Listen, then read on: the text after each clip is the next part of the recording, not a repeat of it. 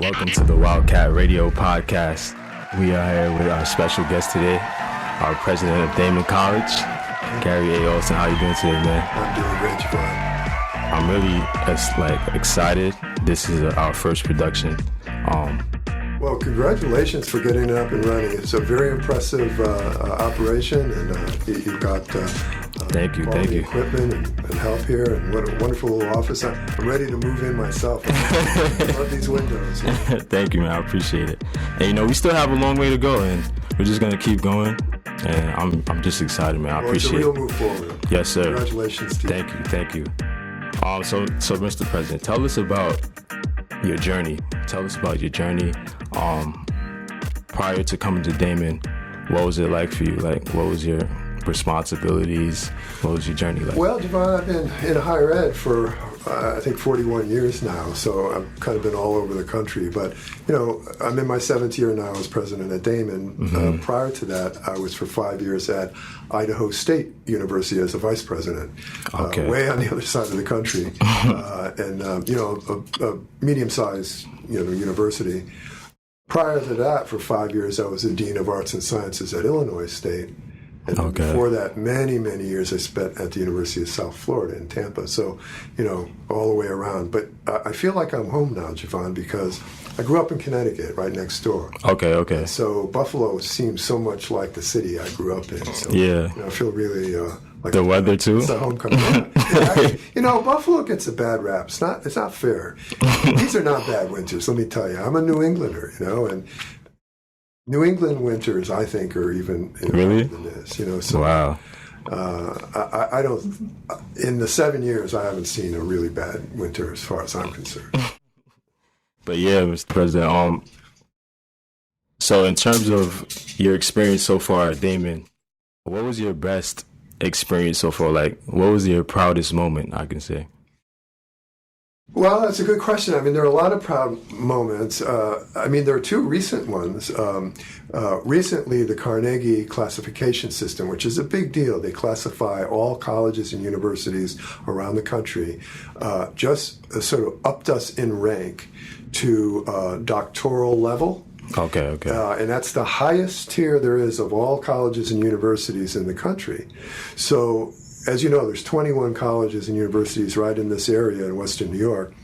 And with this new ranking, there's only 3 of us out of all those 21. Wow. UB, Daemen, and this other little school down the road called DeUville. So, it's a real proud moment. And another one happened just recently, too.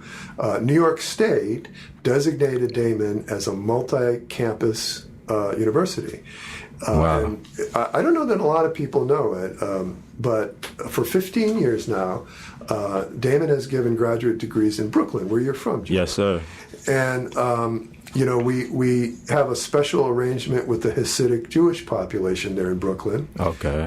Because they have different cultural requirements. They feel that they can't just walk in any college and get a degree. Mm-hmm. And so we worked with them to make it possible for them to get degrees in special education and accounting. We've been doing that for 15 years, and finally the state gave us the official designation of multi-campus. So we have a official Brooklyn campus status now. That's amazing. Yeah. And, I'm from Brooklyn, so I'm proud to definitely take pride in that. But yeah, that's definitely amazing, something to be proud about. Yeah, when did you consider yourself successful? So us young kids in college, we're aspiring to be great. Advice from somebody of your prestige is definitely something that is important. And especially to our student body, we feel like having somebody like you represent us is definitely an important factor. Right. When did you consider yourself successful? Well, that's a good question. I kind of see success not as a state you reach.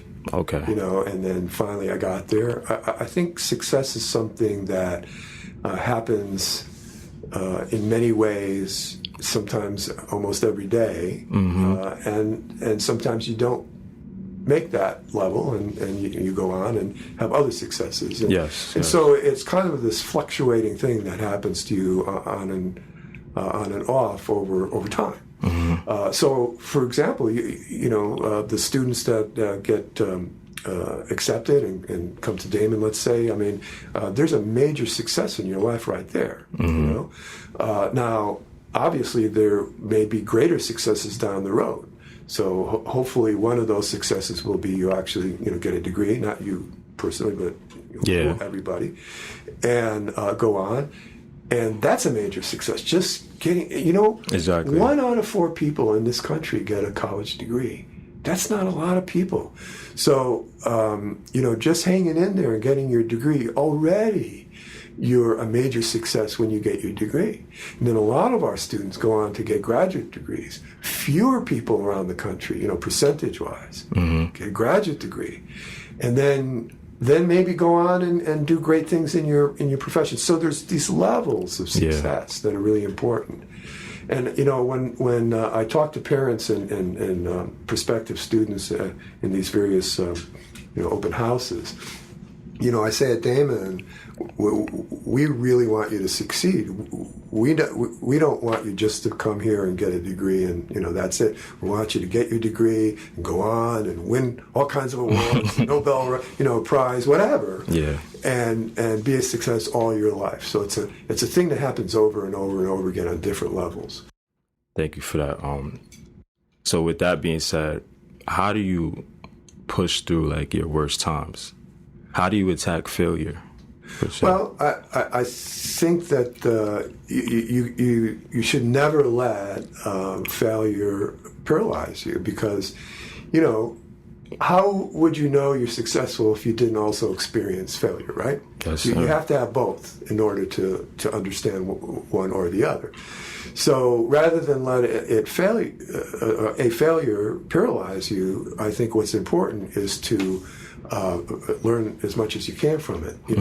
Boy, I really screwed that one up. What do I need to do this next time? You just take it from being in school, right? I mean, most of us have done poorly somewhere along the line in a course or an exam or something, right? Well, you don't want to go out and say, I'm not college material, this is terrible, why did I come here? No, you say, okay, I failed this exam. Now, why did that happen? What can I do to get better? Definitely. So I think if you see it as, again, that kind of fluctuating thing, you're going to have successes and you're going to have some failures. Okay, here's one of the failures. Let's move on and find a success. I think it's a lot healthier than some people, they just take it too hard. Definitely something I definitely agree with. Speaking on my behalf, I don't see failure as a downfall. I see it as a way as an opportunity. Your younger self, right? What would you tell your younger self today if you had the opportunity to? Don't make all those mistakes that you made. Well, I don't know. I'm sure that I would probably say something like that, but I think it's really important to find a mentor, somebody that's a little bit older that can sort of help you along the way. It's something that I never had.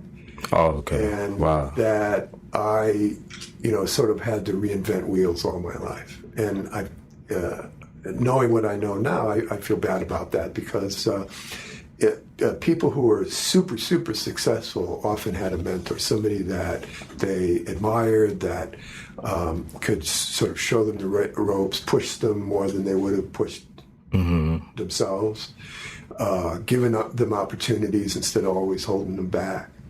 And I think if I had known better, I would have tried to find somebody that would serve as a mentor going forward.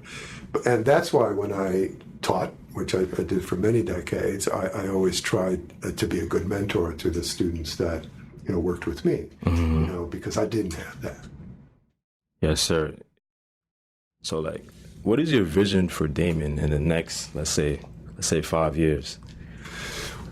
Well, I think that we're on a very good trajectory. You know, I mentioned to you, Jevon, that we're in an unusual situation in Western New York of having 21 colleges and universities. You know, and one of the things that we continue to do to try to set us apart is to put in these very special kinds of degree programs that either other colleges don't have, or we do it in such a way that it's better than everybody else's. And a lot of times these are graduate programs. So I see us becoming more and more of a graduate college. I mean, we're about 1/3 graduate students and 2/3 undergraduate, and you know, that's a nice ratio. But I see that shifting, not maybe all the way to 50-50, but because we keep putting in these specialized graduate programs, I see us really attracting more, you know, high-level, you know, graduate students.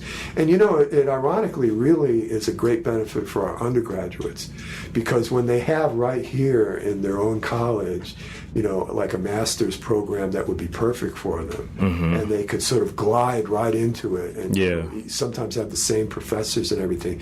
You know, there's nothing that beats that. You know, it's hard, like pulling up stakes and going to another city or another state or wherever, another college. Now to do graduate program, if you, or at least it's harder than if you have a really good one right there in your college. So I see that over the next years, you know, becoming more, you know, more and more on the tipping that little scale of graduate versus undergraduate. Of course.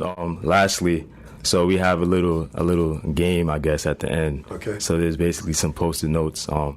I had some students gather up some questions that they want to ask you. So you're not gonna really look at which one you're gonna randomly select there right at the front. Okay, I see.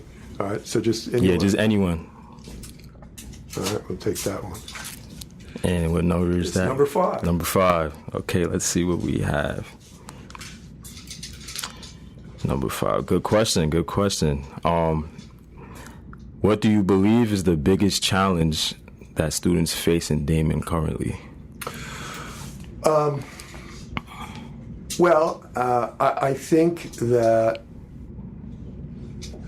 we've been trying to do more and more on the student activities front, and I do know that a number of students would like to see more, you know, campus activities. Yeah. You know, and I get that, and we've been working on that, and I think going forward we're going to do a lot better. But it's a challenge. It's partially a challenge because, you know, it costs so much money to, you know, bring in more, you know, whatever it is, concerts or people, or, you know. But, you know, we're going to have some surprises, I think, going forward. I know we're, you know, we've got some grants that are going to allow us to do some more things, too. So, okay. And I look forward for students to let us know, too, what are some of the biggest priorities to help us do better on the student activities front. You know, when I got here 7 years ago, and I can't take credit for any of this, but, you know, we didn't have the den, you know, and that kind of stuff. We just had this rickety old sort of cafeteria, and, you know, and there are a lot of things that we do now that we didn't do before. But obviously, still, we need to do better, and I think Student Affairs has done a great job in trying to up the game, and we're going to up the game even more. Shout out to Dr. Greg Nair, yes, Student Affairs, and Dean Spicer. Dean Spicer, yes. But yes, sir.